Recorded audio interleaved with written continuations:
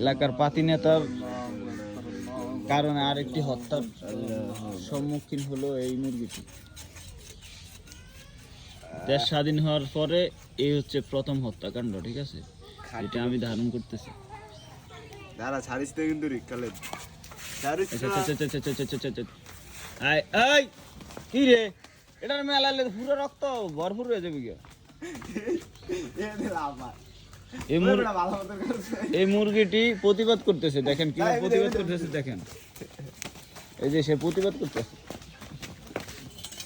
করতেছে সে। এই যে ছাত্রলীগ নেতা কি করতেছে দেখছেন, গোল দাগ দিয়েছে, মানে তার বাবা আর তার মা হাসিনার নামে এই যে একটা গোল দাগ দিয়েছে। জয় শেখ হাসিনা। এই শেষ প্রতিবাদ শেষ। এটা হচ্ছে নেক্সট হত্যাকাণ্ডের এই সম্মুখীন হবে, ঠিক আছে, নেক্সট ডেট দেওয়া হবে।